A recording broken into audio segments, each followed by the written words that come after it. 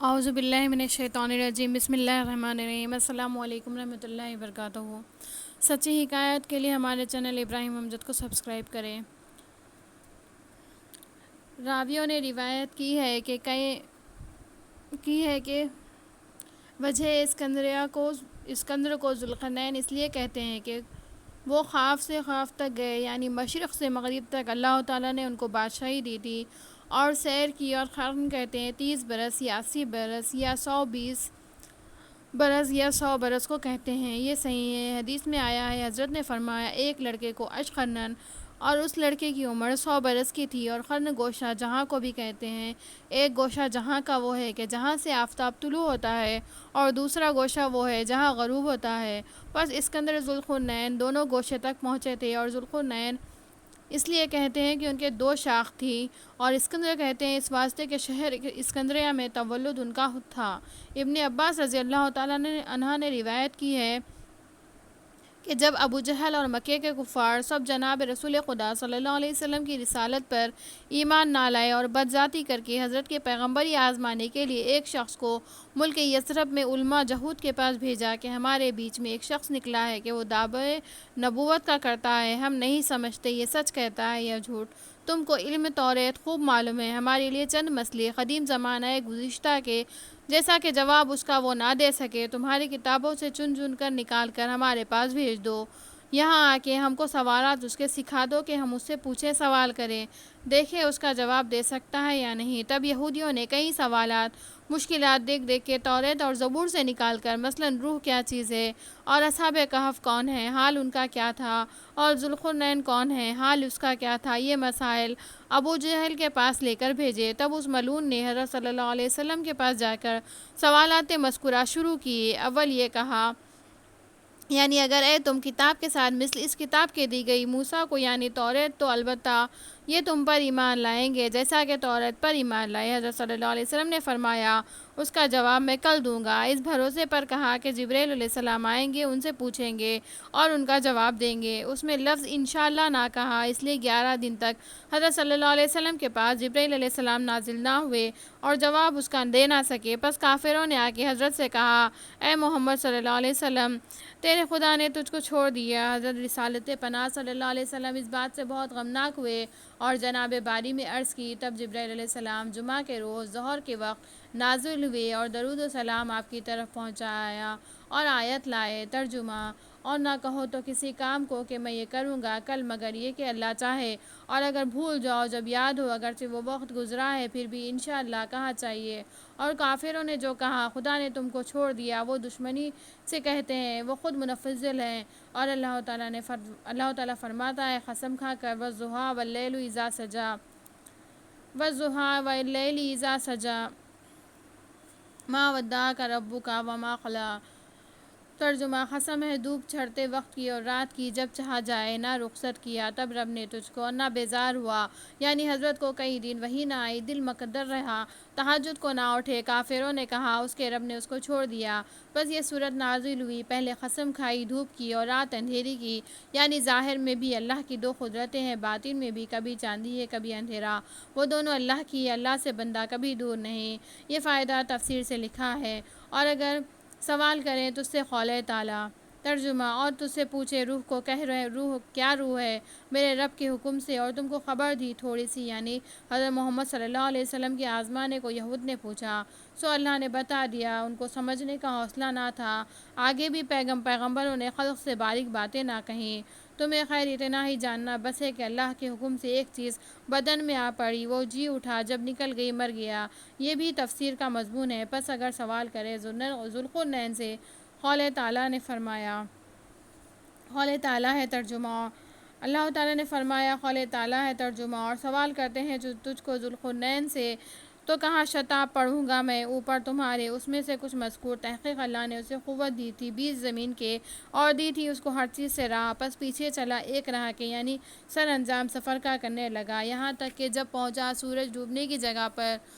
پایا کہ وہ ڈوبتا ہے ایک دلدل کی ندی میں، اور پایا اس کے پاس ایک قوم کو ہم نے کہا، یعنی اللہ نے کہا اے ذوالقرنین، یا یہ کہ عذاب کرے تو ان کو، اور یا یہ کہ پکڑے تو بیچ ان کے بھلائی۔ ذوالقرنین بولا جو شخص ظالم ہے پس البتہ عذاب کریں گے ہم اس کو، پھر پھیرا جائے گا طرف پروردگار اپنے کے، پس عذاب کرے گا اس کو عذاب بڑا برا، اور لیکن جو شخص کے ایمان لایا اور عمل کیے اچھے، پس اس کے واسطے بطریق جزا کے نیکی ہے، اور البتہ کہیں گے ہم اس کو کام اپنے سے آسانی فائدہ، پس جو حاکم عادل ہو اس کی یہی راہ ہے، بروں کو سزا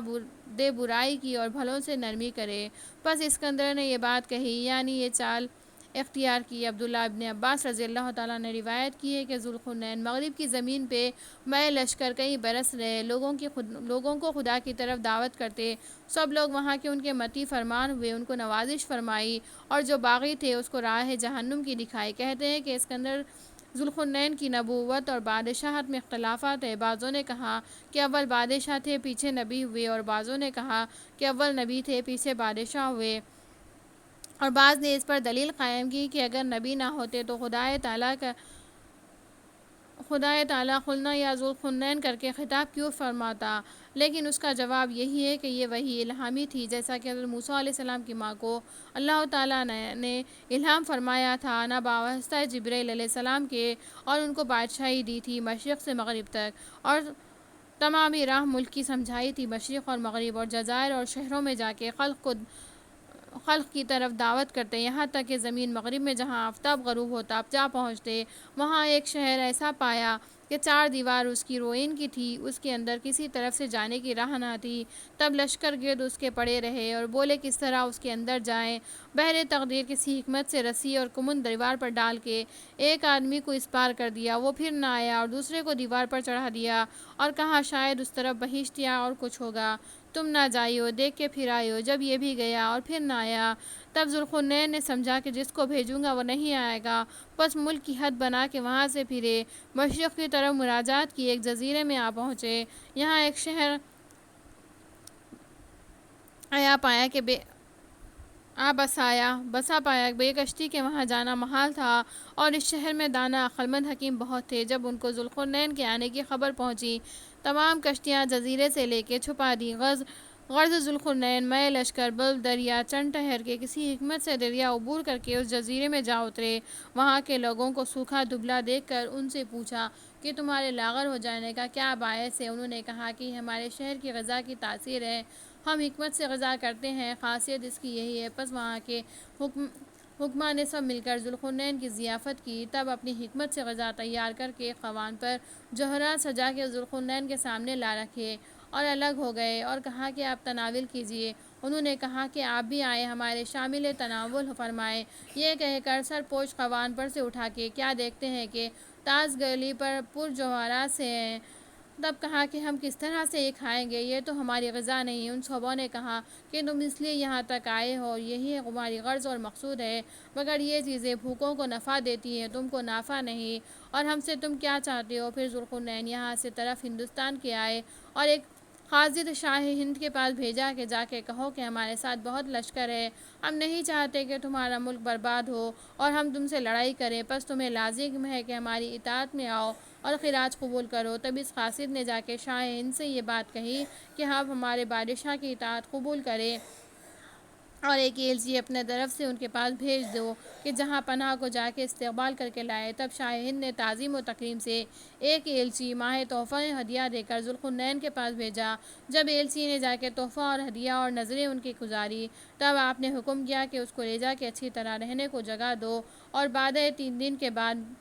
میرے پاس حاضر کرو۔ تب بسبب حکم ملازموں نے اس کو لے جا کے اچھی طرح سے ایک جگہ میں رکھا، اور بعد 3 دن کی حضرت کی ملازمت میں حاضر کیا۔ اسکندر نے اس کو دیکھ کر سر اپنا نیچا کیا، اور ایلچی نے اسکندر کو دیکھ کر انگلی اپنی ناک کے نتنے میں ڈال کر پھر نکال لی، اور بغیر کہے بولے کسی جگہ سے اپنی جگہ پر چلا گیا۔ خواصوں نے یہ حال دیکھ کر اسکندر سے عرض کی اے خداوند، حضور نے شاہ سنت کے ایلچی کو دیکھ کر سر اپنا نیچا کیا، اور اس نے حضور کو دیکھ کر انگلی اپنے ناک کے سوراخ میں ڈال کر باہر نکالی، اور بغیر کہے بولے کسی اپنی جگہ پر چلا گیا، اس کا کیا بھید؟ فرمایا میں نے اس کو دراز خط دیکھ کے سر اپنا فرد کیا۔ یہ بات سب کو معلوم ہے کہ لمبے خط کا آدمی احمق اور بے وقوف ہوتا ہے، اور آیا ہے یعنی جو آدمی دراز قد والے ہیں وہ احمق ہوتے ہیں، مگر حضرت عمر فاروق رضی اللہ تعالیٰ عنہ سب ناٹے آدمی نفقے ہوتے ہیں، مگر حضرت علی رضی اللہ تعالیٰ عنہ اور اس نے جو اپنی ناک کے سوراخ میں انگلی رکھی تھی، یہ امیر عطا سکندری دیکھ کے پھر جاؤ اس کو میرے پاس لے آؤ اور کھانا کھلاؤ، وہ بزرگ آدمی ہے۔ پھر اس کو لے آئے اور کھانے کی طرف روٹی اور گھی بھیج دیا اس کی عقل آزمانے کو، اور وہ کھا گیا اور ایک سوئی میں رکھ کے سکندر کے پاس بھیجی، اور سکندر نے اسی سوئی کو سیاہ رنگ کر کے اس روٹی گھی میں رکھ کر پھر اس کے پاس بھیج دی، اور اس نے ایک ٹکڑا آئینے کا اس پر رکھ کر ذوالقرنین کے پاس بھیج دیا۔ پس یہ ماجرا خواصوں نے دیکھ کے ذوالقرنین سے عرض کی، اے جہاں پناہ، اس میں کیا حکمت ہے؟ بولے کہ روٹی اور گھی دینے کا مجھ کو یہ مطلب تھا کہ مرد علم اور حکمت میں خوب ہے، پھر میں نے اس سوئی کو سیاہ رنگ کر کے جو بھیجی ہے، یہ مطلب تھا کہ اس کا علم اور حکمت بغیر عقل کے تیرا اور تاریک ہے اور بے قیمت ہے۔ پھر اس نے یہ سمجھ کر روٹی اور گھی پر آئینہ رکھ کے میرے پاس بھیجا کہ وہ علم اور حکمت میں مانند آئینے کے صاف اور روشن ہے، اور ہم نے معلوم کیا کہ لمبے خط کے آدمی بیوقوف ہوتے ہیں۔ پس ہم دونوں میں یہی اشارات گفتگو تھی۔ پھر ہند سے ذوالقرنین مشرق کو جہاں کے آفتاب طلوع ہوتا ہے وہاں جا پہنچے۔ اللہ تعالیٰ فرماتا ہے ترجمہ: پھر لگا ایک اسباب کے پیچھے، یعنی سفر کا سر انجام کیا، یہاں تک کہ پہنچا ذوالقرنین۔ سورج نکلنے کی جگہ پایا کہ وہ نکلتا ہے، قوم پر کہ نہیں کیا ہم نے ان کے لیے سوائے آفتاب کے پردہ فائدہ تمام۔ قوم شرقی کا نہ گھر تھا، نہ کسی چھاؤں، نہ کپڑا، بیابان اور ریگستان میں رہتے تھے، کیونکہ ریگستان میں گھر نہیں بن سکتے، نہ روئی کی کھیتی ہو سکتی ہے اس سے کپڑا بنا دے، اور وہاں جاڑا بہت ہوتا ہے، اور کھانے کو دوسرے شہروں سے لا کے کھاتے، اور زن و مرد بہرانہ رہتے، مثال جانوروں کے جمع کرتے، اور جب دھوپ نکلتی تو بدن میں قوت آتی، جب آفتاب غروب ہوتا تو سخت سردی پڑتی۔ پھر وہاں سے سکندر ذوالقرنین دوسری جگہ میں جا پہنچے۔ چنانچہ اللہ تعالیٰ فرماتا ہے ترجمہ: پھر پیچھے چلا ذوالقرنین اور رہا کہ یہاں تک کہ جب پہنچا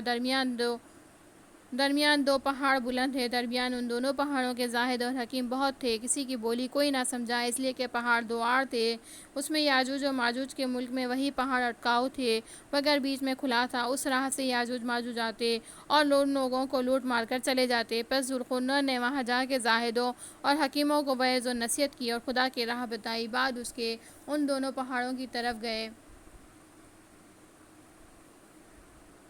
دو عظیم الشان پہاڑ تھے، راہ اس میں کسی طرف نہ تھی، اس میں آدمی دو گروہ تھے، بے عدد و شمار، عدد ان کا سوائے خدا کے کوئی نہیں جانتا، ان کو قوم یاجوج اور ماجوج کہتے ہیں،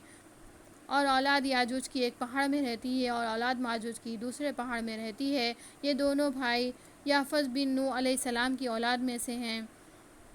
اور بعد طوفان نوح علیہ السلام وہاں رہ گئے، نسل ان کی بےحد ہے، اور صورت ان کی آدمی کی لیکن قد و قامت میں کم و بیش ہے، یعنی دراز قد، اور بعض ایک گز اور بعض ایک بالش کے ہیں، اور کان ان کے اتنے بڑے ہیں کہ زمین پر لٹکتے ہیں، جب وہ سوتے ہیں ایک کان زمین پر بچھتا ہے، دوسرے کان بطور چادر کے اوڑھتے ہیں، وہ سب برہنہ پھرتے ہیں اور مثال حیوانوں کے ایک سے ایک جمع کرتے ہیں، اور کچھ شرم و حیا ان میں نہیں، اور مثال بائم کے غائط و بول کرتے ہیں، اور وہاں کھیت میں سوا تل کے اور دوسری چیز پیدا نہیں ہوتی، اسی کو کھاتے ہیں، اور کوئی دین و مذہب کی خبر نہیں رکھتے ہیں، اور خدا کو نہیں جانتے اور مرتے بھی نہیں ہیں۔ پس وہ ذوالقرنین کے آنے کے آگے پہاڑ سے نکل کر ان زاہدوں اور حکیموں پر آ کے ظلم کیا کرتے، جس کو پاتے مار ڈالتے، کھیت اور مویشی ان کے لوٹ مار کے کھا جاتے، وہ سب اسی قوم مویشی سے مقابلہ نہیں کر سکتے۔